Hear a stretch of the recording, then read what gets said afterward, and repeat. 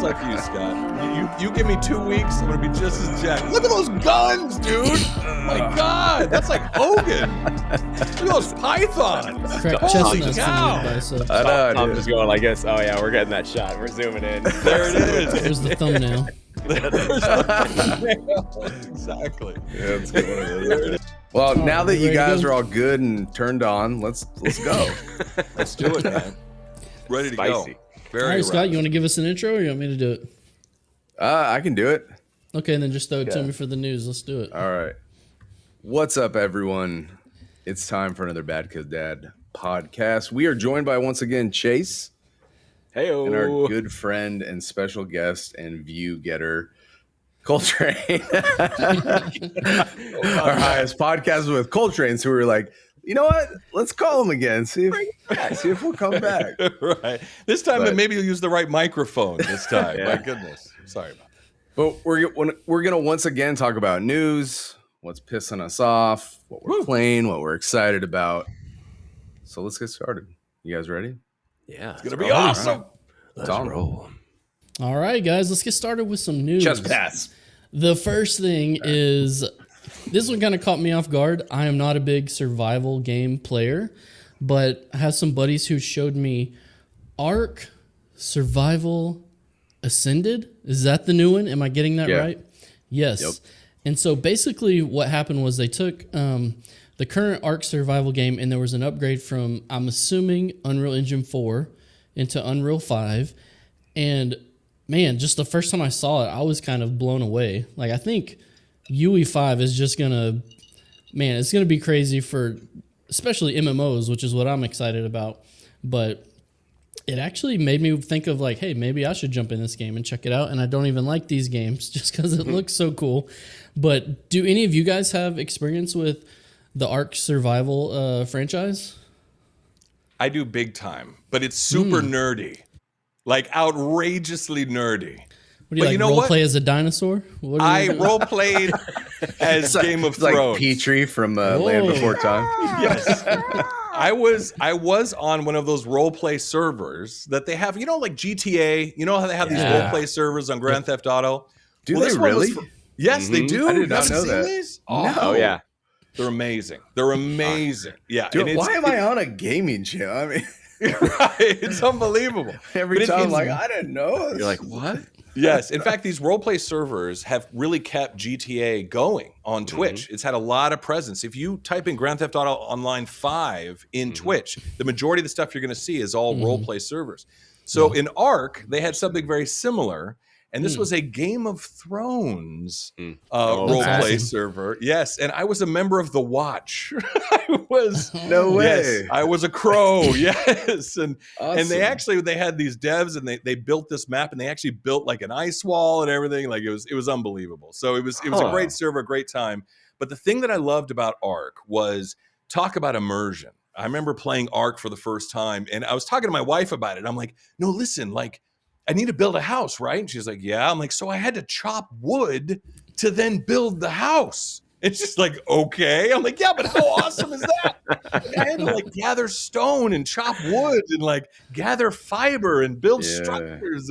And it just felt so immersive. And maybe it was that first person view. You can also zoom out for third, but I just was so immersed in Ark and was absolutely obsessed with Ark. So the fact that it's coming now to Unreal Engine 5, and I think that Unreal Engine 5 is, I think all of us gamers, we can't wait. Like next year, Totally. you imagine how many games are going to be on Unreal Engine 5 and how great they're going to look. But Chase, did you ever jump into Ark back in the day? I was actually early access, and I will give you my honest, brutal opinion. I loved the concept, but man, talk about bugs. Oh boy. Right. Yeah. It was a hot, buggy mess, and it really kind of harmed my opinion. I was jumping between a few. I was playing Rust, and I was playing Ark, and I was playing all these different types of survival games. And Rust, as buggy as it was, for whatever reason, linked up with me better, and I just felt more connected to it. But Ark, for some reason, I loved the concept. I mean, who doesn't love dinosaurs and being able to upgrade the dinosaurs and jump on them and all this? I mean, that's just that's the stuff of our childhood. You know, it's like we all had those. What were the T-Rexes that like the Dino bots, or what were those ones where you like can? You remember those where you can like literally stick lasers on them and like it was just like right along the T-Man and all the other cool toys. I mean, really, that to me was like the Ark story, the story Ark. But nice. But I did enjoy it. I just couldn't get past it. I've been meaning to try it again because everybody keeps saying, "Oh my god, it's such a great game now. It's finally fixed." I know they just fixed the Nintendo Switch version, which at launch was absolute trash, and like the reviewers were harsh on it, and rightfully so because it just looked bad. It looked like they just kind of rushed it out just to get it on the Switch. And so, it seems like there's a lot of that turmoil, I guess, behind the scenes in the dev side of things. Because I always think from the dev side, designer side. Sure. And it just seems like they finally made right with the Nintendo Switch version. And I think they're finally there. It's at a point now where it looks like it's heading in the proper direction. And I think that's really exciting just because the concept, my God, the concept was so cool. And it was just so, Koltrane, to your point, it was like it connected so well to be like, oh my God, you could do all this. And even before Valheim was Valheim and all the other games that kind of came after, it really did a great job in connecting those dots to like both our childhood and then also the wonder of like we can build what and do this and oh my God, like so. It definitely had an effect on me, but both negative and positive. So I get it. Yeah. One quick thing too, when you were talking about the development, they are also, you can develop mods for that game and actually sell them for real money. And did that just happen, or was that? They were kind of doing it before. They had kind of a mod program. They were doing it before, but they're kind of reinstituting that. So it's a great thing for developers out there because that was a big thing. Similar with GTA 5 that they're doing, where people are building these kind of mods. And when I was on that Game of Thrones server, like I said, we had these Game of Thrones-esque, we had the big ice wall, we had all this Game of Thrones stuff. So it's pretty fascinating that if you know Unreal Engine 5, if you know Blender, if you know these different dev toolkits, you can build something, sell it on the marketplace in their thing. And of course, Wildcard will get a cut of it. But you can also do this for a living and kind of make some money doing it. So, but Tom, cool. Scott, did you guys ever dive into Ark at all? Or was it just Chase today? I didn't. Did you play, Scott? I did not. It was not one of the survival ones that I got around to with all this free time to game that I have, It's just... Right. Well, but hold on. I want to say, Tom... Oh, go ahead. When we were talking the other night, when we were actually watching the stream, remember? And I said, and you were asking, like, it looks pretty, I'd play it, but I don't, like, it doesn't appeal to me. I don't see it. And I told you exactly what Koltrane said just a minute ago.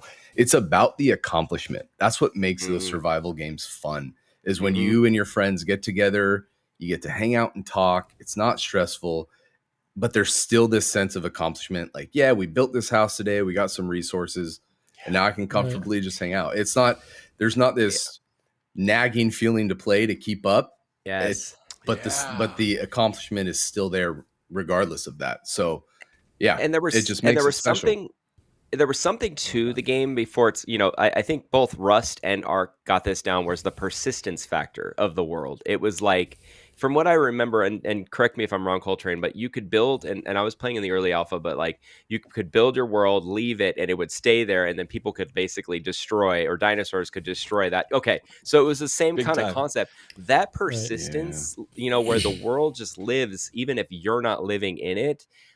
And, that is an MMORPG, whatever you want to call it, thing that none of the other games have really connected with. I know Valheim kind of had somewhat of that, but like Rust did that really well, where like you felt sweaty palmed, like, oh my God, if I leave this, am I going to get raided? Is my house going to be gone and destroyed?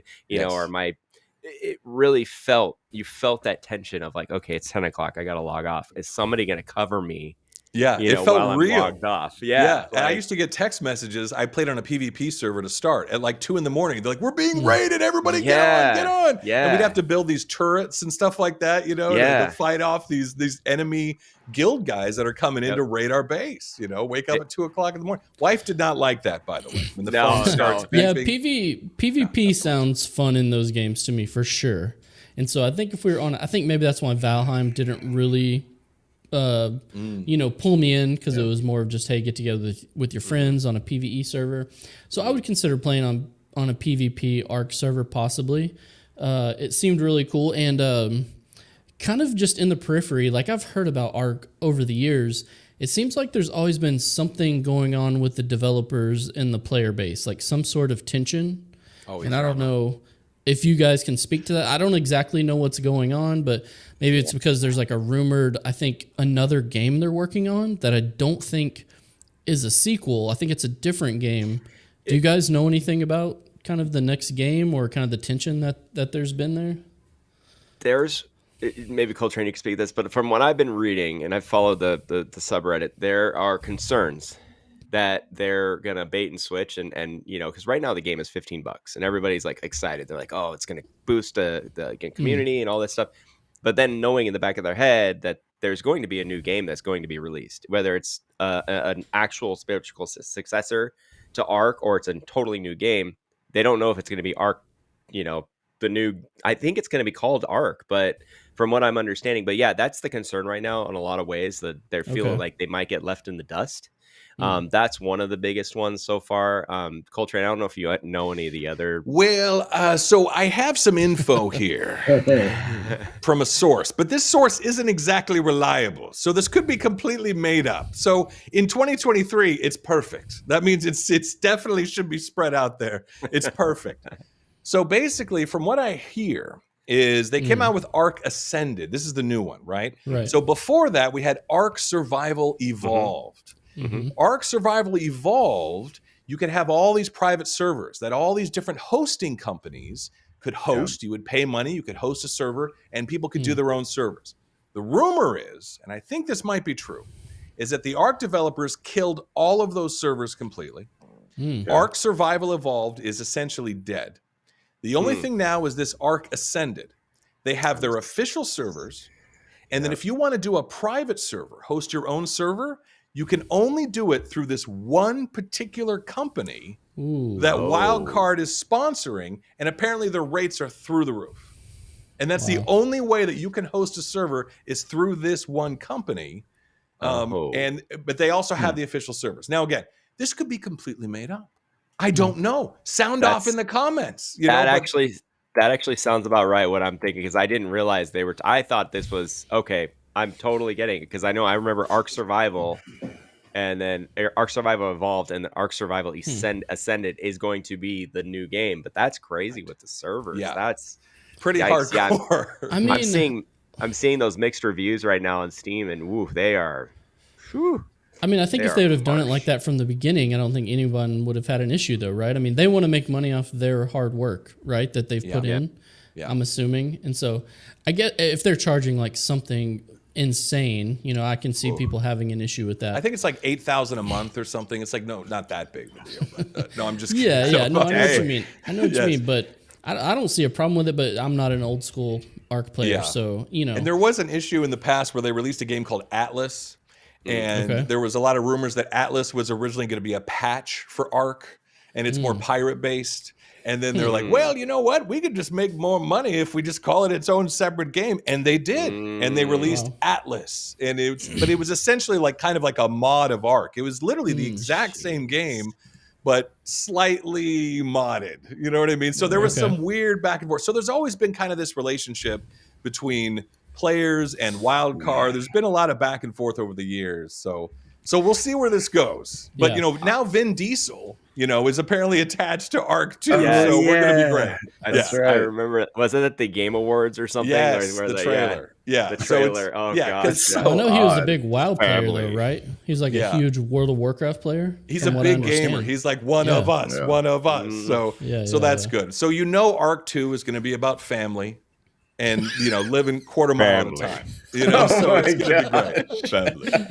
So I think we're gonna be all right. Looking forward. It's gonna have cars flying left and right. It's been a long day. Exactly. It's gonna be insane. No, the only other cool thing that I took from this news story is that they went from UE4 to UE5, right? And it looks like it's a success. So that can be done, and it can be done well, it looks like. Now, I don't know how many other MMOs are in UE4. I'd have to, take an inventory on that. But, I know you hear a lot of times in MMOs, people are just saying, well, what if you could just, I know Guild Wars, this is always a thing. Like, what if you could just upgrade the graphics engine? And people are always like, you can't do that. And I'm like, well, right. Someone did it. It's not a big red switch that you just like, of flip course, and of go course. upgrade. Yeah. It's of course, but they obviously put in the work to do it, and I'm sure Unreal Engine, maybe they're just a step above, with their customization and turnkey stuff. So, anyway. Yeah, but you're right. There's a buddy of mine that is an Unreal Engine dev. Like he doesn't like, but he knows Unreal Engine 5 inside and out. And when he's been looking at this of Ark Ascended, he's like, "Oh, I see what they did. They went the cheap route." And I said, "What do you mean?" And he said, "What they did was exactly what you said. They did the turnkey. They did the plug and play. They just did the take your game, throw it in UE5." He said there are so many options that they're doing wrong, that they need to tweak, that they need to master to make it really optimize. Optimize, exactly. Scott, what did we say, Scott, the other day when we were watching it? The guy was hitting the rock. Yeah. And we were like, go ahead, what did we say? We were like, yes, it looks great, right? But then you get into the meat of it. Like the first mild thing that you're going to do a million times in that game, chop wood or mine rocks or stone or whatever. And it was so janky. Like it looked like the animations from the old game. Yeah. Like they didn't change anything with the animations. Yeah. Yeah. And when you have something like Unreal 5, that is going to be the catalyst for some even more immersion than we normally get. Like the better the graphics get, the more immersed we get. And when you're doing a simple task like mining, is as lame as it sounds, that animation matters. Like it connects you to the activity that you're doing and it makes you feel like you're part of that world. So you're like, oh my gosh, this is beautiful. I'm going to go mine this rock. And then you get there and then you're just like, it's like, it's and then you're like, wow, I get to do this 1,000 more times. Yeah, and it's just totally. So then the immersion's broken. So it has potential. Obviously, it looks beautiful right from the onset, but I'm sure there's a lot of things that got to be ironed out. I'm not a developer, but I assume there is.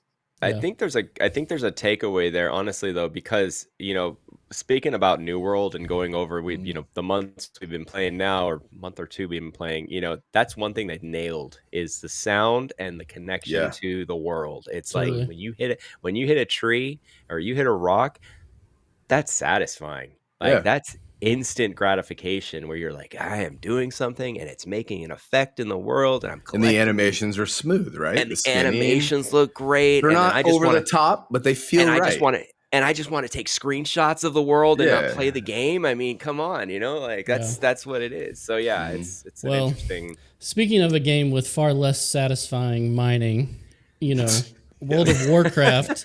yes. Patch 10.2 is on the horizon. And look, it's a big patch. I mean, every time a patch comes out like that, I want to jump in. I want to see what's going on. They're going to have, here, let me run down the list. World of Warcraft, they throw everything in there. You got new zone, Emerald Dream. You got new raid, new legendary, new public events, which I think they're getting better at, the public events. World boss, tier sets, PvP season, Mythic Plus season. I mean, all that stuff, and I'll just go to you, Koltrane. The resident. I'm exhausted. Right? The resident. This is why I don't play WoW anymore. That just exhausted me. Well, we'll talk about all the systemization of WoW later, I think. But Koltrane, the resident WoW raider, ahead of the curve, Mr. Ahead of the curve here. What are your thoughts on 10.2? Is it something that WoW players are looking forward to, or is it more of like, hey, we're looking to 11.0 at this point? I don't know. What are your thoughts? Well, we're excited for 10.2 because this might be the final patch, believe it or not. They're releasing an item in the game called the Draconic Rune, but it's endless. And they always do that in the final patch. So everyone's like, whoa. What do you mean? It's like 10.2, is this it? There's only going to be one more patch. Are we going to have another expansion? Is the next expansion going to be announced? Are we going to start banging these things out? Like, what's going on? So there's big excitement there. 10.2, just look at the metrics. The numbers always go up on a big patch. New raid, new story, new tier sets. Everybody's fired up, myself included. I got a raid team. We raid Wednesday nights. Really excited, pumped up. We're going to be getting back in there. There was a lull. There was a lull in WoW. I did your classic switch classes, right? To a little holy paladin. And I love it again. So Nice.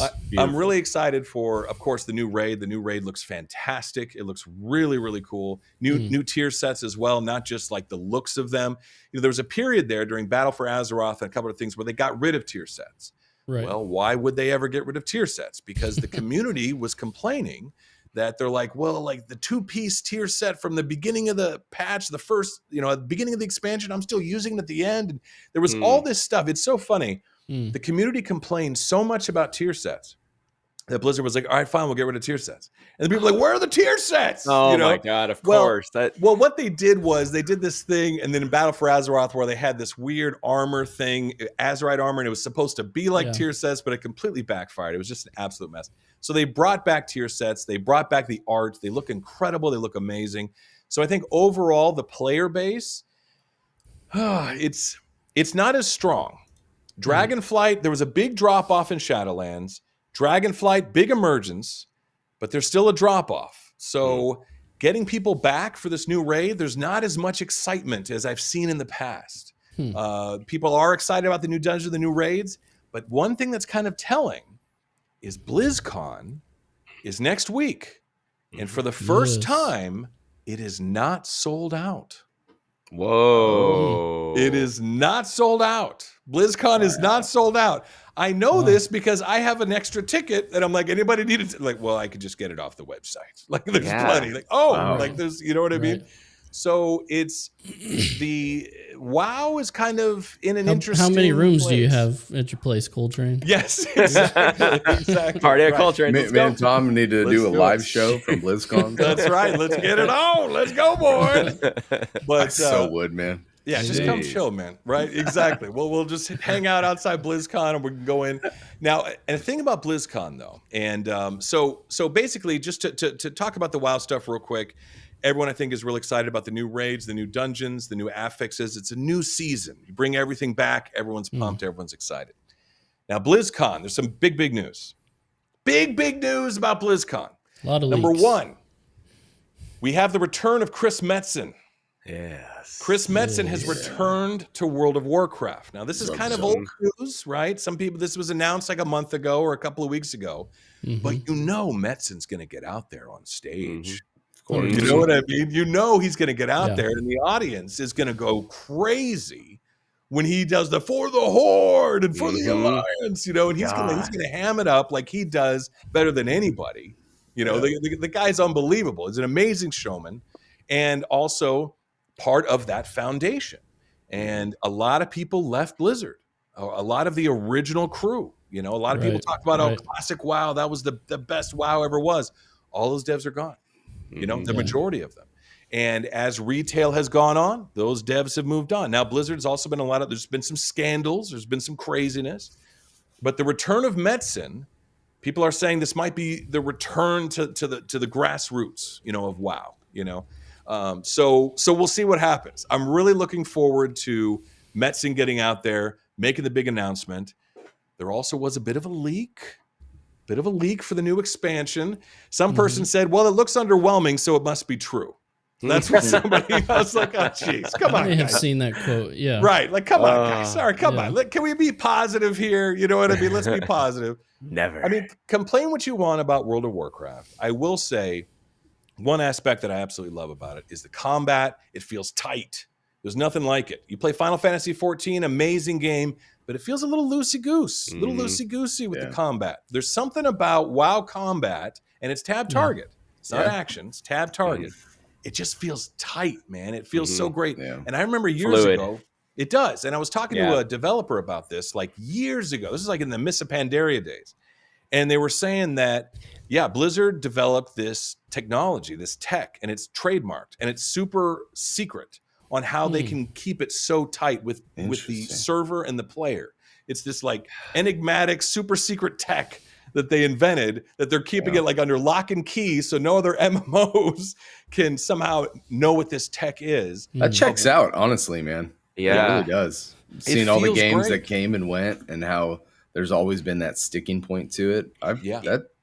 That's like a weird gamer conspiracy theory. I like it. But it sounds so true though, because I mean, really, that they've kept so much technology under lock and key at Blizzard, and that doesn't sound out of the realm of really, like, that's a secret sauce that they probably have somewhere, deep in the archives of their of their code library. So yeah, I've seen stuff on that before too. Like you said, Koltrane, about how the server communicates and when information is sent. And I think that's one of the positives of tab targeting is you can hide a lot of the latency in the animations and when things happen, that you can't necessarily in action combat games. Yeah. But your point about Metzen, I think it's huge. I mean, I think it's a ray of hope for old school WoW players. And I've seen this in a lot of comments, like you shouldn't expect anything from retail WoW because, to your point, none of the devs are still there anymore, right? Like it's not the same people who made the game, to an extent.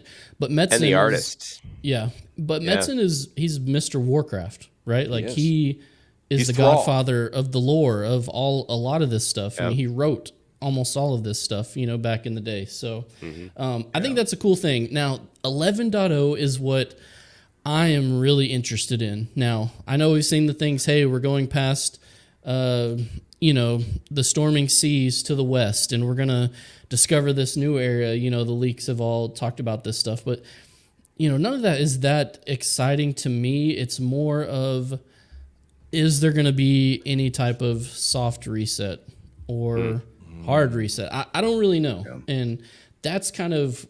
and if they don't do it, that's fine. I'm not won't be upset about it, but that's what I'm interested to hear. Or maybe are they setting up for that in the near future? Because I think the resurgence in a lot, at least, and I know YouTube content doesn't always tell the full story, or Twitch, Twitch numbers don't tell the full story, but a lot of the stuff is on Classic. That's where the buzz is. It's, I know hardcore only has like 1 or 2 servers. So even though hardcore stuff is really fun to watch, I don't think that's where all the players are. Of course, you want to watch the Asmongold react to, hardcore death compilations. Yes, it was amazing. That's awesome. Yes. But there is a lot of talk about Classic, and in particular, Classic Plus. So taking Classic and instead of replaying it as it was, which I know was a big deal when people wanted when it first came. Now people are like, well, I want them to take Classic and now add things to Classic because we love the Classic era the best, but what if you could add a new class in the Classic era or add a new zone That's cool. in the Classic era as you go on and do expansions? What's your take on that, Koltrane? Are you a Classic player or are you more like, you know what, I want retail, I want to see where they go, I'm excited to see what the future is, I don't want to look back? I'm sort of that way myself, but I don't know, what's your take on Classic and maybe a Classic Plus?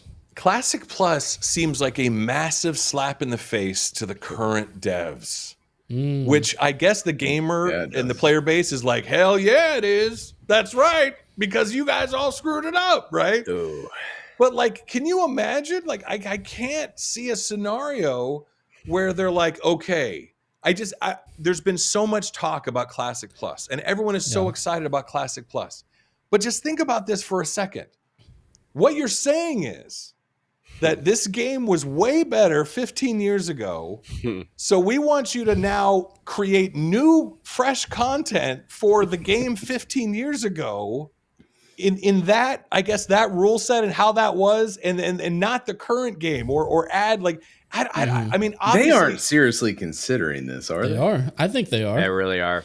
I mean, they weren't considering Classic until the players. Well, no, the question was asked, do you really want to go back? Yeah. They were just, do you really want to go back to the way it was? And everybody's like, yeah, we do. Yeah. And it was the devs, that one guy who's now been fired was like, you think you want it, but you don't. That's that quote. J. Allen Brack. Or here's the thing for me that's attractive.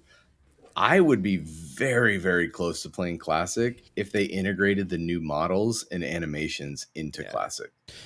Okay. Like it's hard for me to go back and look at the combat after knowing what exists now. So while I think personally, I like the community that existed in Classic. That was the real draw to me. But to have the newer, yes, that's gone in Classic, obviously. So what is Classic? I think it's kind of murky when to me, Classic used to be the community and the simplicity of the time. Well, Sorry, I took us on a tangent there. No, that's good. I think to an extent, Classic does get the community back. I mean, you're still running to dungeons. You're still having to find people to group with, right? I don't know. Have they added a looking for group in tool? I don't think so in Classic. Maybe they have. But here's what just makes the most sense. I get what you're saying, Koltrane, about the current devs. Right. They are like, hey, people like the older game better, but the current devs, like we already stated, are not the old devs.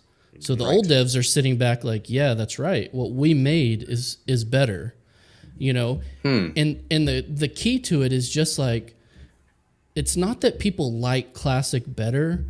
I think they like the simplicity of Classic better. The world is so alive. It's not as segmented by the seasons and the zone moves. You know, the whole world is still alive. And I think the reset of WoW, I just think it's a no-brainer. Like, it makes sense. We need to make retail more like Classic, not graphically or, you know, remake all the quests or, you know, anything like that. But just moving forward, I want to have I only want to see 3 buffs and debuffs above my bar, not 17. You know what I mean? And I want... I don't know. Go ahead, Chase. That's my thought. I just think that's why the reset makes so much sense. To me. I think you really hit a point there. It's the UI, it's the UI UX, it's the experience, and it's the elements that are on the screen. There's too much right now. There's add-ons. You know, and it goes back to like the days of watching, you know, like Josh Hayes playing EverQuest. And literally the old days of EverQuest was literally a tile mess of like, do we want to go back to that? No, because the new stuff feels like that. There's so many new modules and so many unnecessary UI elements on the screen.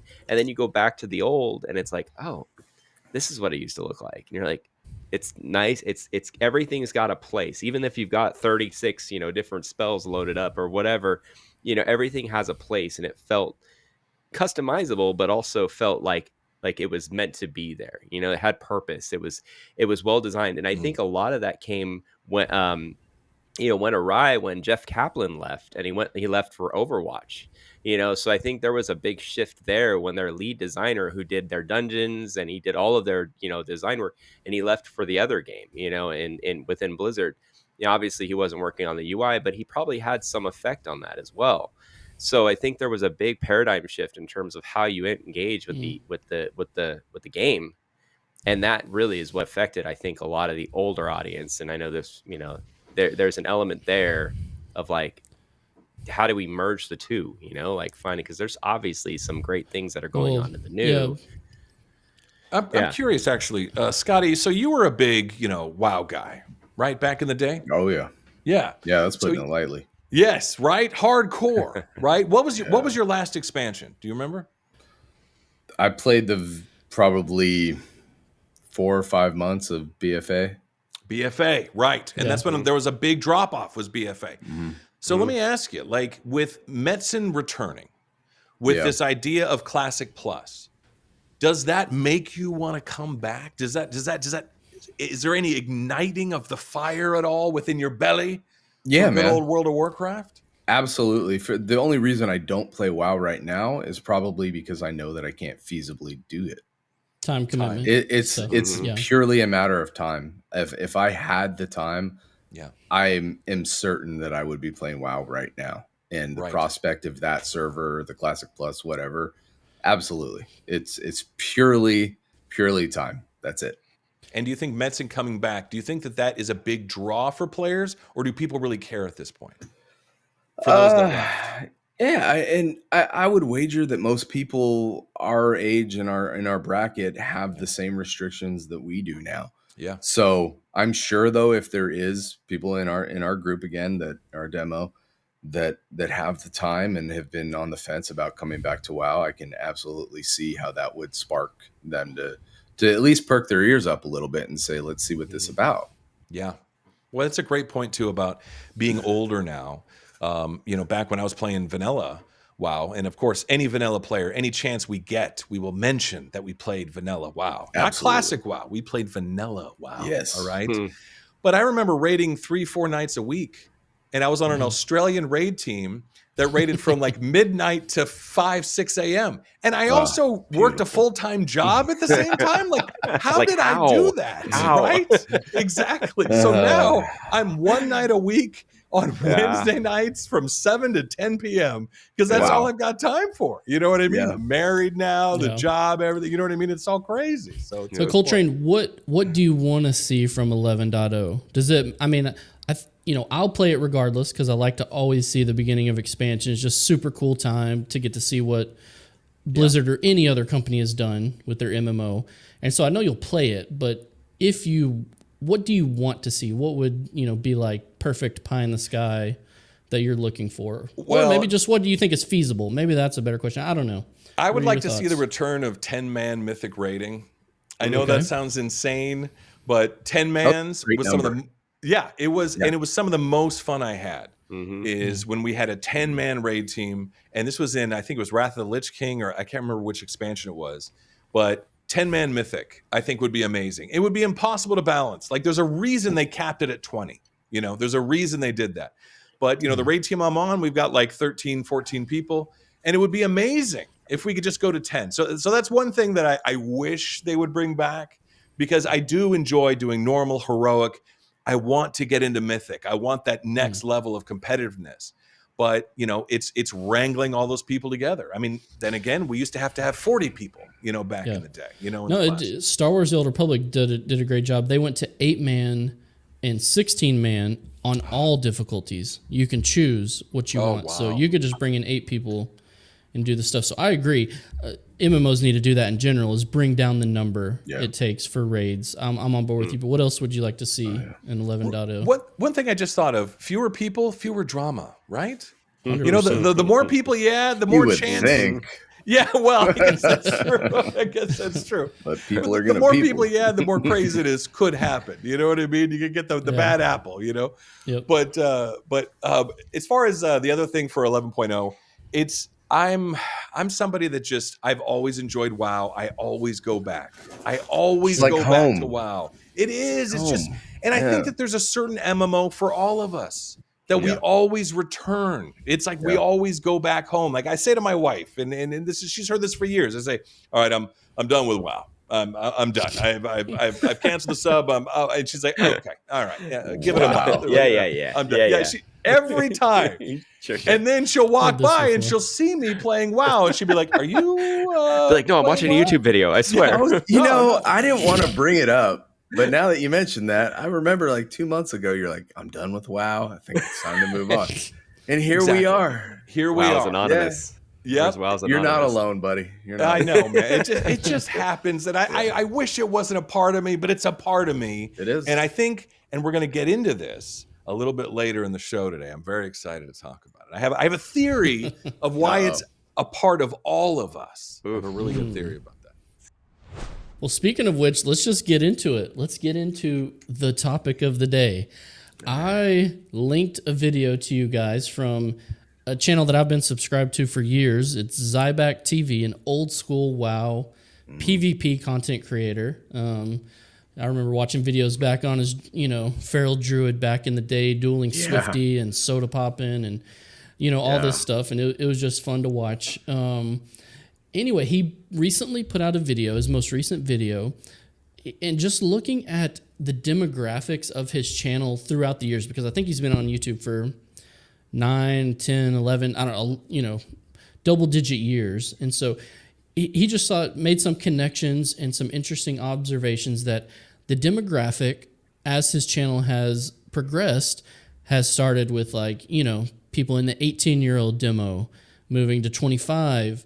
But now his demo is 25 is the floor, right? Up to, and I'll get into ours as well in a little bit, but up to like, 55, so you're going 25 to 55 is the demo. And he looked back on his videos for like the past, I think it was a little bit after the WildStar era. And since that point, he's basically has 0 views in the demographic under the age of 25. And so basically, he's just like, look, the demo is changing. He kind of went over some of his thoughts on why, and we'll talk about our own thoughts. But just for the interest of my sake, I pulled up our demographics, and we basically are the same. Like, I mean, there's a few blips on the radar. I think in some of our Wayfinder videos, there was a little bit of a drop into the 18 to 24 demo, and maybe a little bit on Terrace Land, a little. But and those were even anomalies. I'm talking about maybe 4% of the viewership. So the vast majority for us is usually from, like 25 to 35, and then we'll also, jump up to 55 sometimes, depending. Some of the WoW content, we'll get an older demo, when we do some WoW stuff. So he was kind of spot on. And are you guys kind of surprised on that? I mean, it seems like the demo is aging, and we're not picking up any. He framed it as Gen Zers, but I was just looking at as a younger demographic. It seems like MMOs are not picking up any new players. First of all, were you surprised? And then, do you have any theories on why? I'll let you guys run with that. I mean, I have my opinions. Go for it, Chase. Let's hear it. Yeah, I genuinely agreed with probably about 80% of what he had to say. And honestly, it's just because I do think there's an element of, I know he said TikTokify. The world is TikTokified now. Everything is short form, that sort of thing. And I think there's an investment side to an MMO, to MMORPGs, MMOs at, thanks. But yeah, realistically, there's this time investment. There's this real hardcore time investment that is kind of off-putting for a lot of younger audiences that may not be like, well, I'm going to get into this one week, and then no, this is the game you play. This is the game. And I know growing up, with MMOs and MMORPGs and RPGs for that matter, like that was the game. Like I remember going to a store, buying the game, and that was going to be your game for 2 years, and it was like today, especially in the digital era, there's so much, ooh, new shiny, ooh, new shiny, ooh, new shiny. And I think that's kind of the core of the issue with the MMORPG world is right now, there's so many new shinies. I mean, there's 50 new games, new MMORPGs, call it what you will, MMO or MMORPG, what have you. But there's 50 new MMORPGs coming out in the next year.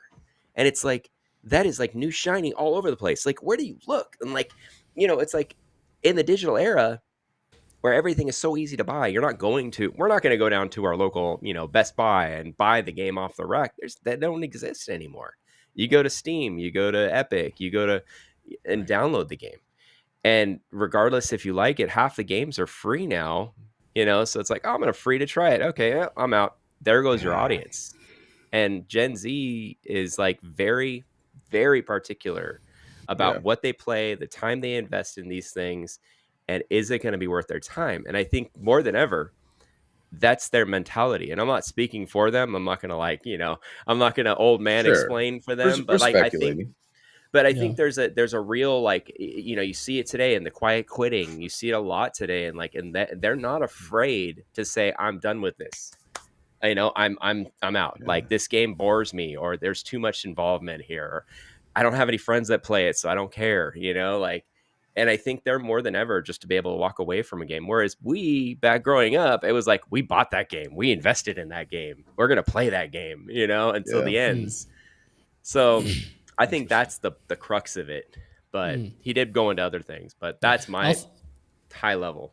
Yeah, I'll throw it to you next, Scott, because when you watched the video, you said to me, he said a lot of the same things that you had talked about, you thought in one of your recent MMO therapy videos. I'm still not convinced that he didn't get my info and watch that video. And Just plagiarize your work. Yes. Clearly, So what are some of the things you agreed on with him of why the younger generation is not jumping in?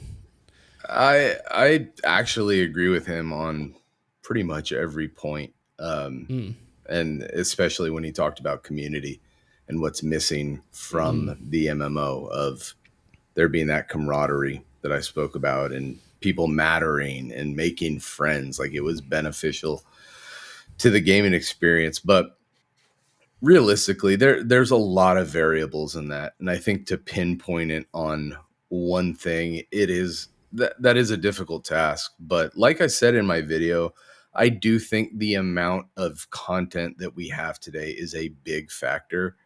And when you look at a group like he mentioned Gen Z, but even they're starting to get late 20s. Some of them are, I think the oldest ones are 26 or something. So they're growing. But so the kids beyond that age and lower there, it's like they have so much at their fingertips that I think the idea of them getting into a game like that is just, it's unrealistic because they have so many things that they want to do. And I know that we all probably feel that way a lot too. I know I certainly do, that I have too much to do, that I just get overwhelmed and end up not doing anything sometimes.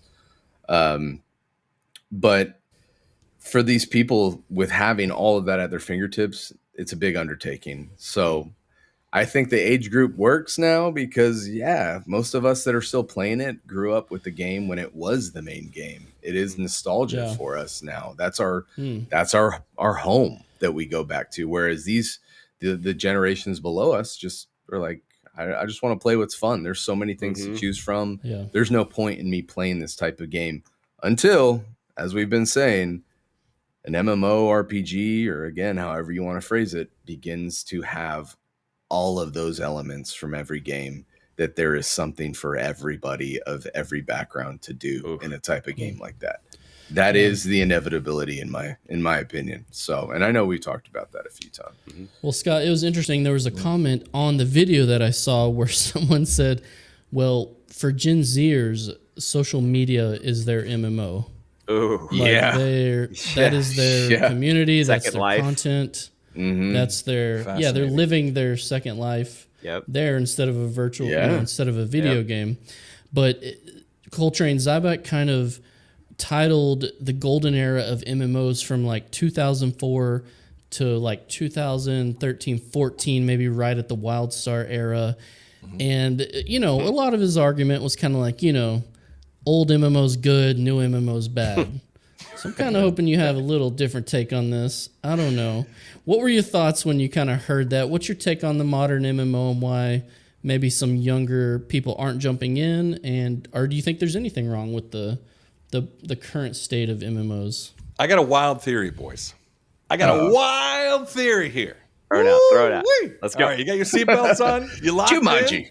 All right, you ready? Jumanji. All right. So for us older gamers, and I'm only 22 years old, right? Yeah, obviously. Right. 22? I thought you were like 17. Yeah, well, yes. No, right, exactly. But for us older gamers, we were there at the birth of a brand new genre, of something that truly had never been seen before. And I remember the moment. At the time I was playing Ultima Online, which was amazing. It was like this top-down view. And suddenly I got EverQuest. Now, for me as a gamer, I grew up on Nintendo, Super Nintendo, N64, right? Yep. So N64, you got Mario. It's in 3D, right? But it's a single-player game. Wahoo! You're just running around, right? Little Mario. That was really good.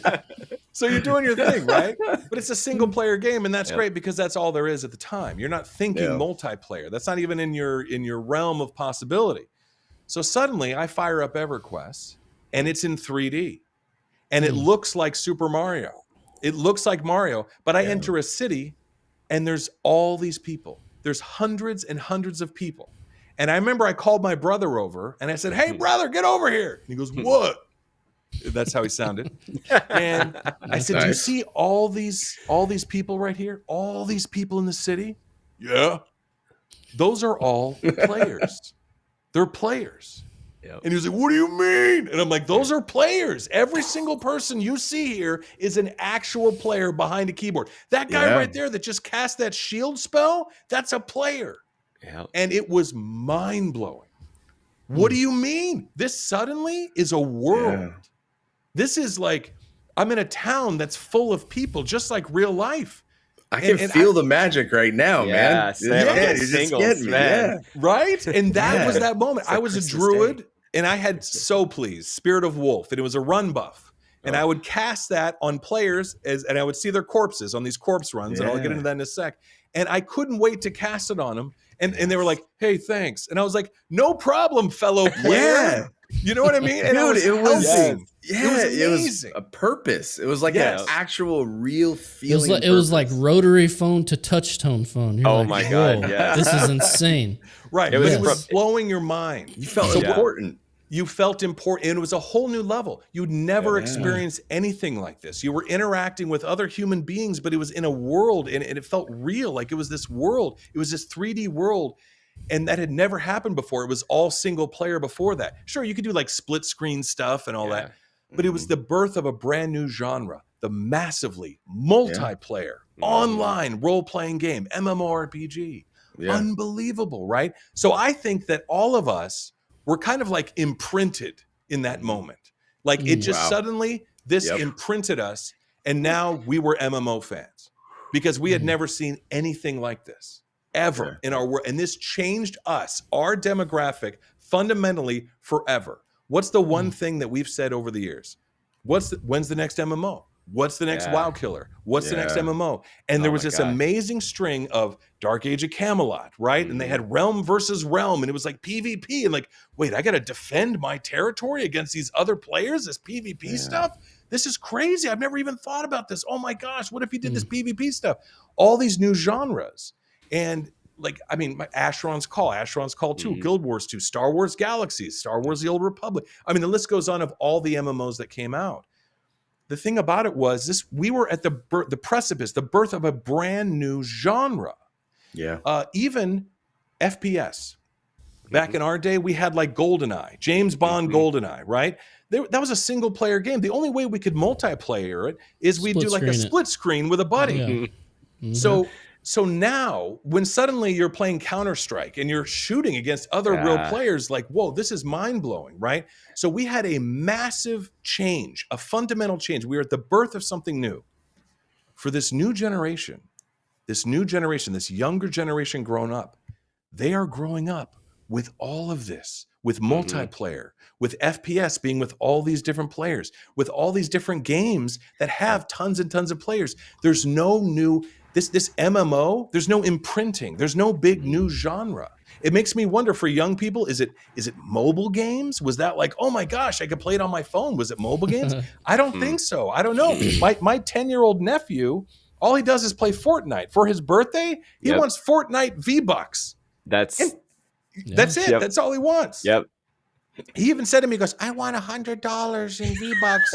And I'm like, first off, I'm like, $100? You're 10. Like, whoa. Yeah, you're 10 years old. Inflation. Yeah, exactly. I'm like, how do you even know what $100 is? You're 10 years old. Math. You know? He did the math. Exactly. So I just wonder if the reason, and if you look at the demographics, right? So we got imprinted at that age. And what's happened? We've gotten older. Right. Yeah, so those demographics are shifting. They're shifting with us as we get older. So the title of that video was, or at least alluded to this, will MMOs eventually die? Yes, because we will eventually die. I know that sounds terrible. That sounds awful. Actually, as I was saying that, I'm like, that's terrible. There's your headline. Yes, exactly. But no. But here's the thing. Here's the thing, boys. We're going to be gaming. We're going to be playing MMOs when we're in our 60s and our 70s. This isn't going to stop. I'm just letting you know this right now. Yeah, we're going to be in the retirement home. Man, those LAN parties are going to be legit. They are going to be insane, right? Exactly. Pass me the... Yes. You got any more of that Dr. Pepper, boy? Yes. We're going to be talking to our grandkids and our great-grandkids. Right. Talking about back in my day, we had to pay $15 a month for a sub. And they're going to be like, like, you used your hands to type? Like, what? It's going to be outrageous. So I think that we got imprinted, and this younger generation, we were at the birth of something brand new. They MMOs aren't brand new. It isn't something that they've never seen before. They're not imprinted. Why would they?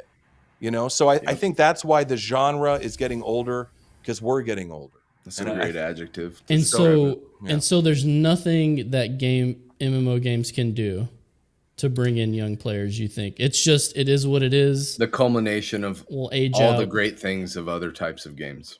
I mean, like Scotty said, I mean, that might be the way to do. You mentioned there were some bumps on Wayfinder. Wayfinder is a bit more of a plug and play, pop in, pop out, similar to Fortnite.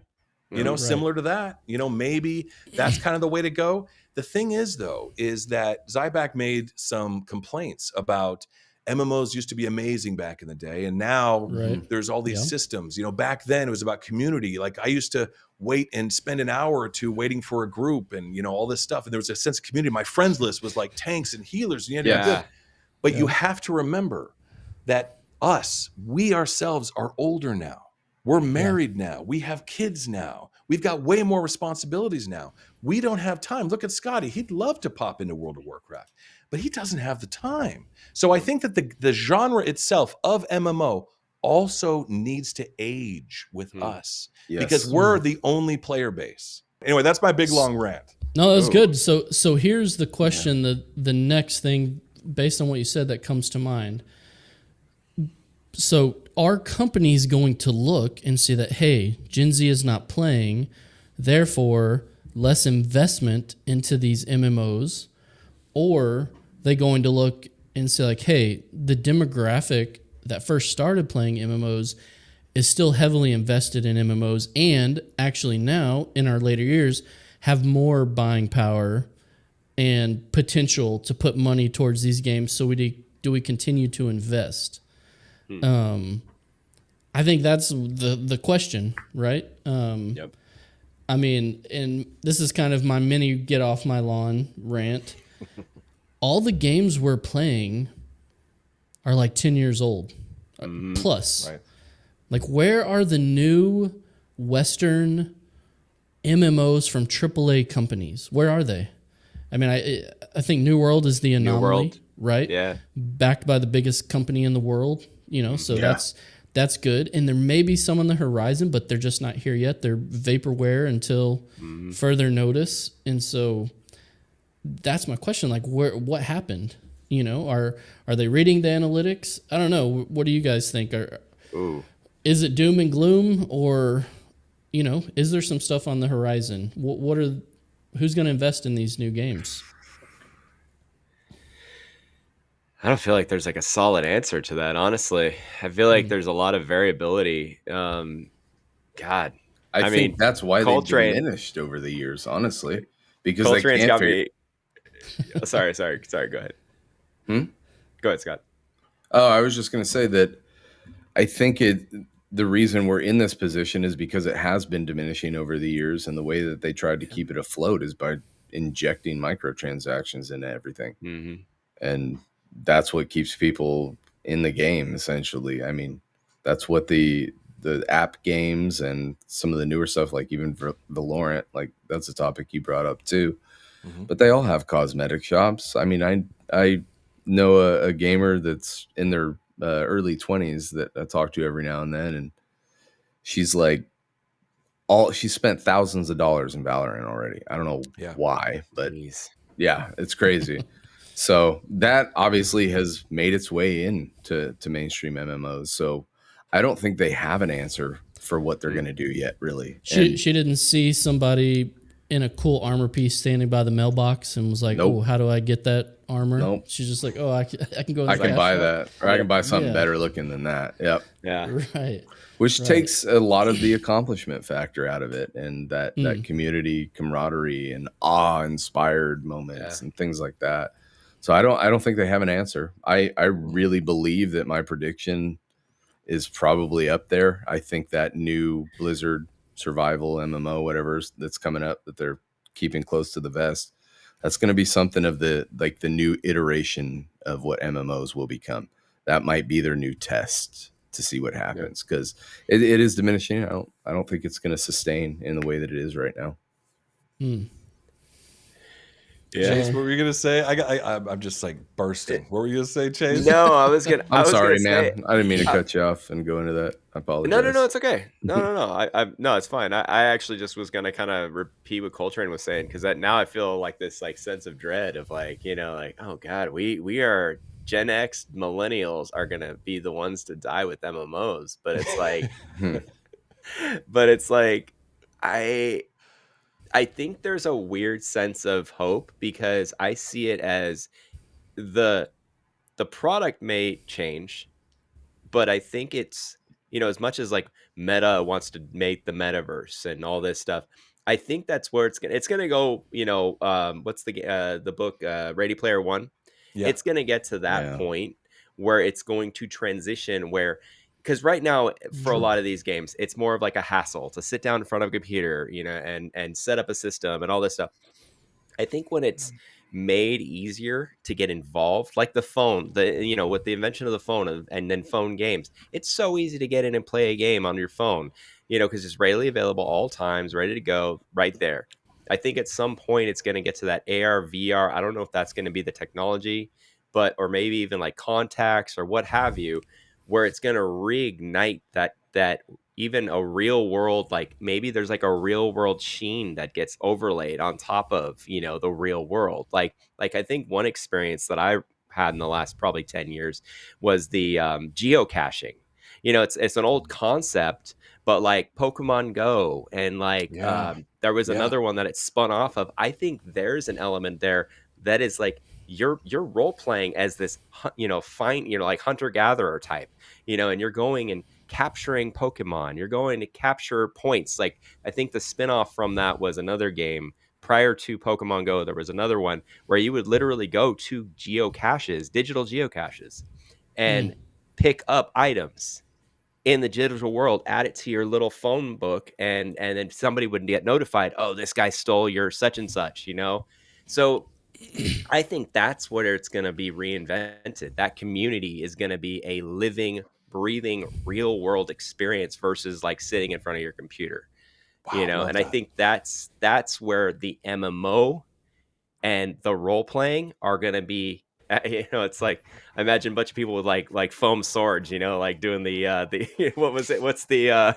LARPing. Running around with foam LARPing. Yeah, I think there might be an element. I don't know if it's going to be that, but if like even the geocaching stuff that ignited some excitement in my world, where I was like, oh, I was in a large city. And I was like, oh, we're going to go over here. And I was exploring and getting out there and meeting people. And I think awesome. That might be where it goes. I do. But I love that. There's got to be some kind of innovation for sure. And Koltrane, before I let you unleash. No, you're good. I've been unleashing like crazy. I need to be leashed. Before you go on this dire situation we're in, I want to add to the morbidness. You see these like blue boxes back here? Yes. I've figured out the Logitech G600. I don't know if it's going to be made anymore. So every time I see it, I buy it. I have like 6 Logitech. And in my mind, I'm thinking, how many do I need until I die? So I can keep using the equipment I like to play MMOs. I like that. I did the same thing with Razer mouse. I have a left-handed Razer mouse. I bought 8 of them. I figured each one's going to last 4 to 6 years. Yep. Yeah. A lefty? Yeah, I'm a lefty, crazy. Baby. Southpaw. So what do you use? Southpaw. IJKL? Or? Just kidding. I don't know. Just kidding, LARPing. That's what I'm doing. So what are your thoughts, Koltrane, on the MMO genre moving forward? What are we going to see? What do you think? Love what Chase said real quick, and I was gonna go with the doom and gloom. I was gonna hit you up with something, boys. I was gonna be like, oh, it was nailing the coffin, right? But then Chase reignited that fire, because when I did that Pokemon Go stuff, and I did it with my wife, and it was amazing. We went to these local parks, and we're catching Pokemon, and we're near like a base or a arena or something, right? And we're meeting other people, and we're like kind of like nodding, like we're like, I see you and you see me, but we're like, cool, like, all right, like it was awesome. You know, I'm at like Pendango ordering bread, and I'm like catching Pokemon that's sitting on the shelf over there while I'm ordering a number 4. It's unbelievable.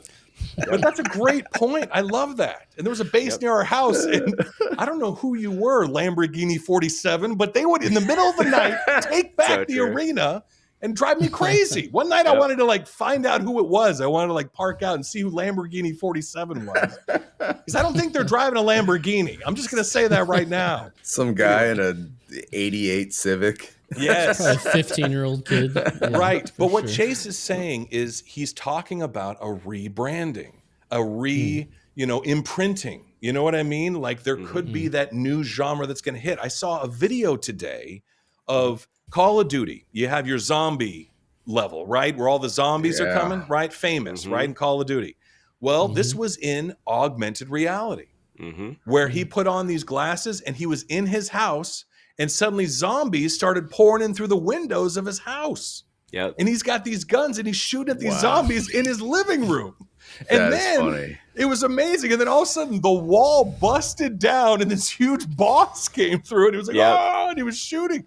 It was unbelievable. And I was you might not want that game in Texas. I don't know. That's a little scary. That's true. Right. It's probably not red state approved. Real quick. Yeah. But it blew my mind. And I think what Chase is talking about is brilliant. I think that could be that new level. And for us that were imprinted so heavily, we're looking for that new type of genre where we don't have to sit down at the computer. Think about it, guys. How basic is this? We have to sit down. We have to use our hands and use a keyboard. We have to use a controller. We can't. I mean, this is going to be in the future so like, wait, you did what? You know what I mean? Our grandkids, our great grandkids you mean you didn't just speak and it happened? You mean you didn't just look with your eye and you could open up a document and blah, blah, blah? Like, it's just going to be insane. So, but I do think that when the points are being made, and I hear this all the time, about, back in the day, it was so good back then. And you'd see a piece of armor and you'd go, man, I wonder how we got that. And one day I want to get that piece of armor, right? I felt that too. I saw a druid in the tier 4 gear and I wanted that. And I was like, I will do whatever it takes to get that. And to do that, I had to join an Australian raid team that raided 4 or 5 nights a week.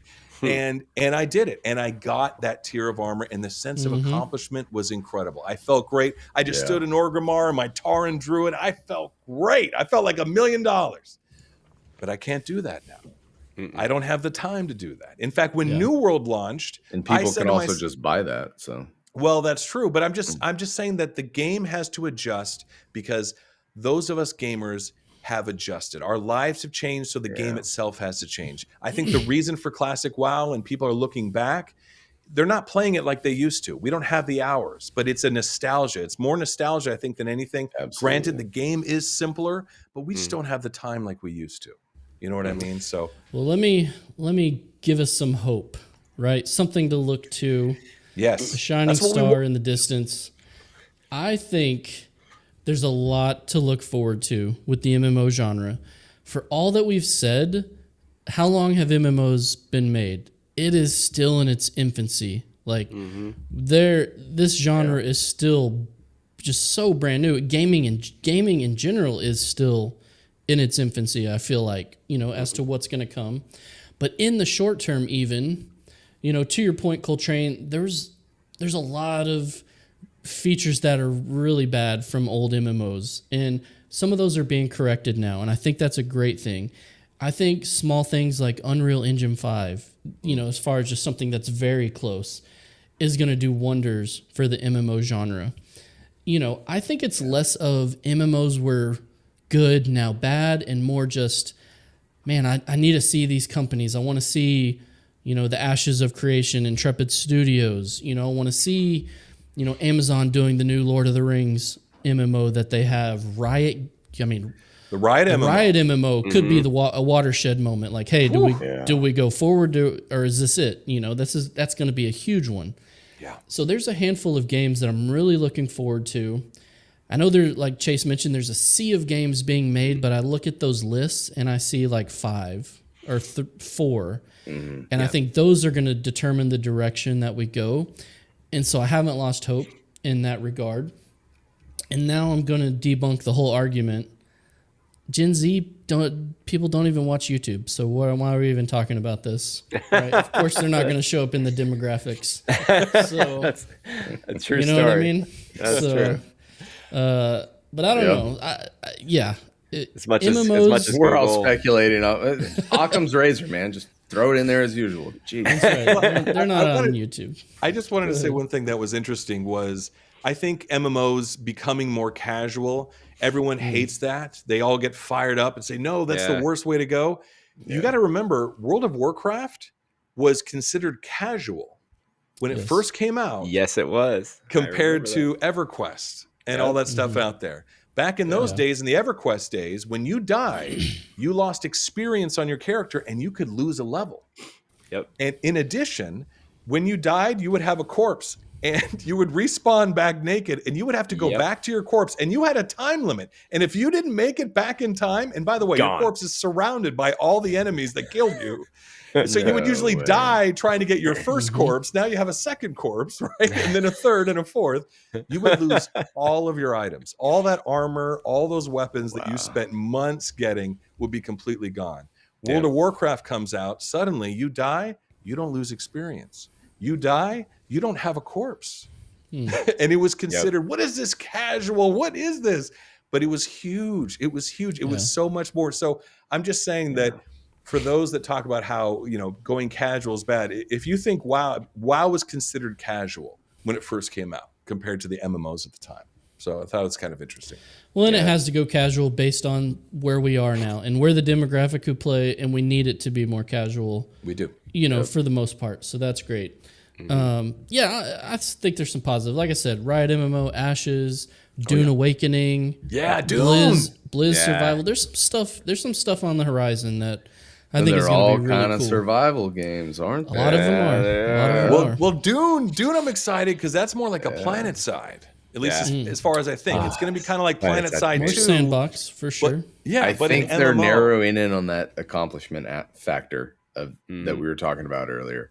Yeah. They want people to feel accomplished no matter what they do, no matter how little they play when they come in. And even if that means logging in and chopping trees. I remember in Valheim logging in and chopping trees just to bring it to Rob so he could finish building stuff. Yes. And I did it for an hour. But I felt good after I logged off. It's like I got in, I had fun, I did something, and that's that. So or you'd log in and you'd see what he made, and you'd be like, "Oh my gosh, great job! Like this looks awesome!" Like, help build the wall. It's a constant.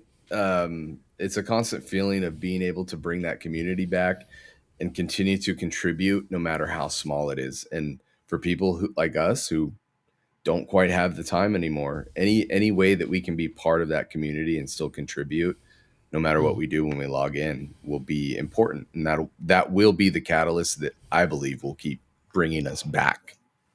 That's brilliant. I love that. That's brilliant. It's brilliant. Yep. That's it. Well, I was going to say, Zybak, thanks for the video. I mean, I love getting these conversations going. Yeah. I mean, this is a good one. And, loved all the comments in the video. Hopefully you guys will let us know your thoughts in the comments too. I just want to figure out, what are we playing before we get out of here? What has been keeping us going? Are we still playing some New World, some MMOs? I don't know. Scott, I'll throw it over to you. What has been in your playlist recently? Well, I finished Mirage. We talked about that last time. AC Mirage. Finished Mirage. Yeah. Good experience. Pretty short game, but it worked perfect for what I need right now. I enjoyed the gameplay. Aside from that, little bit of New World, not much. Still having that with the MMOs again becomes a time factor, and I wonder what's the point? Why should I even log in? And then Chasen and I just started playing Remnant last couple nights again, and always a fun time. That game just rocks. Just really straight up rocks. So fun. Have they done any updates to Remnant? They got a big update that came out. A lot of quality of life improvements. They got a new event that's in there. Pumpkins. Just basically quality of life, really. Like a lot of things. So co-op's great. The game runs great. It's still fun. I'm practically a shill for it at this point. But it's really a great game. Awesome game. Yeah. Well, Chase, I'll segue to you then, since you guys have been playing Remnant. So, yeah, how's Remnant going? And then what else have you been up to? Yeah, Remnant's been great. I love going back to that game. It's just like it's like a warm blanket of like frustration. Because like just realizing how hard it is to play that game, because we just started a new Nightmare run and it's like, oh my god, this game is so dang challenging. But it doesn't deter you, it inspires you. Keep going. You're like, oh, I could beat that boss. We just did something wrong. We did something. We could do that. We got that. Yeah, so we've been playing that. It's been a lot of fun. Last 2 or 3 days, Scotty, I think that was the last. Yeah, so we've been getting back into that, doing a new run. It's been a lot of fun. I've also been playing a lot of Monster Hunter Rise. There's supposed to be a big announcement coming up from Capcom. So I'm getting kind of warmed up to the idea of possible new Monster Hunter, release or a announcement of a release. There's a big potential, possibly an MMO Monster Hunter. That's the word. Yeah, because I know Monster Hunter World is kind of an MMO-ish. It's an attempt at an MMO. Yeah. But it's not an MMO. Argue however you want to argue that you put it in the comments if you feel like it is. But yeah, and I'm also playing New World, and I think New World, interestingly enough, has kind of, I don't want to say it's lost its luster. It's still fun. I think there's a lot of elements to it that are still fun. But I am kind of picking it up less than I was on the initial run, and I'm one, played the event. The event was fun, all of that. But it doesn't. It kind of has that, like Scott was saying, it just doesn't have that like grabs you and makes you want to keep playing it, all the time and like that sort of thing. So I'm like, I'm okay with that. I have my time, I get in, I play an hour or two, and I get out, and I'm like, okay, yeah, it was fun, yeah. But other than that, that's pretty much been it. Nice. Yeah. Not bad. Koltrane, I'm assuming you're making a few preparations for 10.2. Yes. So what have you been up to? A little World of Warcraft, obviously getting ready. Now, a month and a half ago, I played one of the greatest sleeper hit games I've ever played, meaning I knew nothing about it. A friend of mine said, hey, you should check out this little beta. I played it, became completely obsessed, and it was called The First Descendant. Oh. The First Descendant. Wait, that's the demo. You played the demo. Well, it was like that's the one I sent you guys. Was it you? Yes. You were the one? I said, we're totally going to play this. This looks like Remnant with the disgusting animations. Yes. I think I ignored that. You did? Yeah, I think Tom deleted that from his email inbox immediately. But it was amazing. It blew me away. And it was a lot like Warframe, where you play these different descendant characters. And the gameplay was phenomenal. The graphics were phenomenal. And it was the first game I've actually seen where they had group emotes. This is going to sound so silly, but you got your emotes, right, in your game, right? You got your little waves, you got your whatever. Well, they have these group ones where, for example, one was called Firework. So I hit Firework, and my guy is standing there with a cannon. And then there's an outline for another player that's blank, but it's an outline. So another player comes up and it says press X.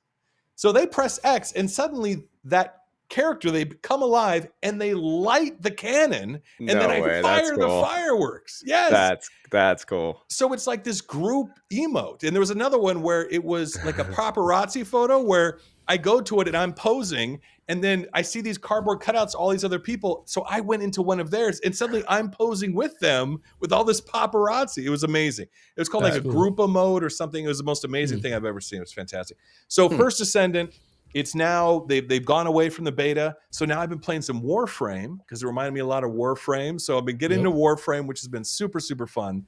And of course, New World. I'm still hooked on the New World. I just hit 65 max level. And I'm really excited to see what the end game gearing is like in New World. What's it like to do end game, to do Outpost Rush, to do the PvP stuff? How do you gear up in New World? Every MMO's got its different way of doing it. So I'm really excited to find out what is New World's way of getting here. So I'm really jazzed for that. That's cool. How about you, Tom? Yeah, same as you guys. I'm still dabbling in New World. I still, I think my gameplay's been reduced to jump in, mine, chop trees, and hunt so I can, increase my skinning. And I just find that the most satisfying stuff in the game. Like, I don't, the story hasn't grabbed me. I'm not looking to end game as hard. And I'm just like, man, it's just what they do best, and I'm loving it.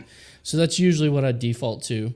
I like that a lot. I am also pretty heavily into Halo Infinite Season 5 right now. I always keep a shooter, in my mix of what I'm playing. And so Halo has just been the one that's up at the moment. Just love Halo. Huge fan ever since the first one came out, of course. And so, grinding the ranks. I'm up to, Platinum 5, I think, something like that. So we'll get there. Nice, man. So that's been a lot of fun. And then, of course, kind of like you guys, like you mentioned Koltrane, sometimes you want to go home, right? Yeah. And, to me, home is Star Wars The Old Republic. We talked about that the other day, Koltrane and I.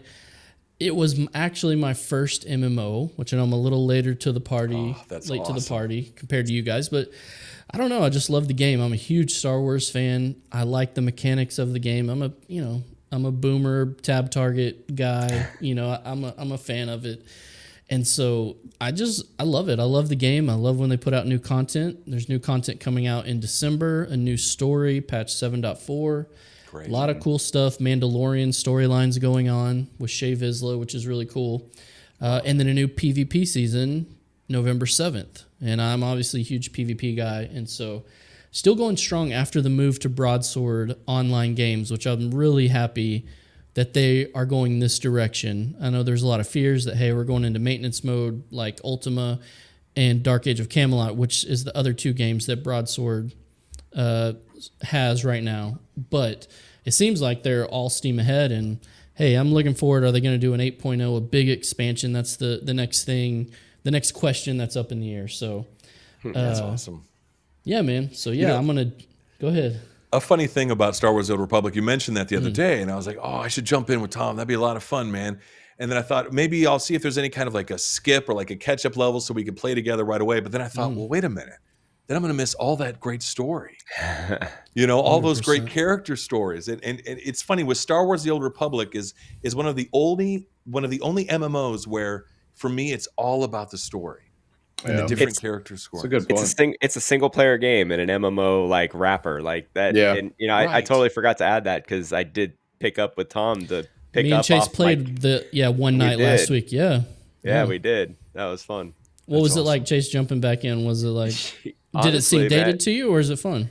It did seem a little dated, but it also, it definitely felt good. Like in terms of like reconnecting with the story, kind of picking up where I left off. I had completely forgotten. It had been 9 years, Scott, since we had played, I think. Yeah. So it had been a long time. My character was what it was, and I think just getting back in. Well, hey, I got to rename my character, which is great. Bye, Chirolith. Vaxis Kilgannon. Yeah, Vaxis. Oh, I like that. That's a throwdown to my Coheed and Cambria fandom. It's a good mercenary name. Yeah. Mm-hmm. I'm super happy with myself that I maybe subliminally got everyone into New World through messages, on the Discord. So that's what Tom maybe does. Star Wars: The Old Republic is my next target. Maybe here we go. Next week we're going to be talking about. We're all going to be on speeders, around. Just give me 2 weeks. We just played 2 weeks, and y'all can delete it again. Is there like a new mount they're giving away, Tom? Is that why you're trying to get us? I'll buy you any mount you want. You just tell me. Anything you want, mounts, Scott. Anything. Yeah, every time I've come back to play, Tom's I got like billions giving me a of full credits. set of gear or something. I don't know. He does it every time. Yeah. Oh man. Well, thanks, guys. This is older guy gaming. Get your friends to do all the shit, and then when you go back into the game, they just give you stuff. Free stuff. It's a good strat. Oh, that's so true. Man, well, this one was fun. Thank you guys, first of all, for joining us. This was awesome. Thanks everyone for watching. Like I said, join us the conversation in the comments. Let us know your take on MMOs, what you're playing. Discord. Even better, yes, like Scott said, jump in the Discord and we'll have the conversation there. Come play some games with us. Just hang out with the guys. Link down below, of course. Also, link for Chase's channel, Unboxing Tech Meets Outdoors channel. Super awesome. Chasing Horizons. Go check that out. And, for Koltrane, go check out some Azeroth Public Radio episodes from back in the day. So good. So good. Or check out the upcoming Koltrane Storytime YouTube channel. Actually, I'm kidding. I don't know. maybe one day Koltrane will get something on YouTube going. But anyway, guys, that was it. Thanks for joining us for BadCuzDad Podcast, and we'll see you guys next time. Later, everyone.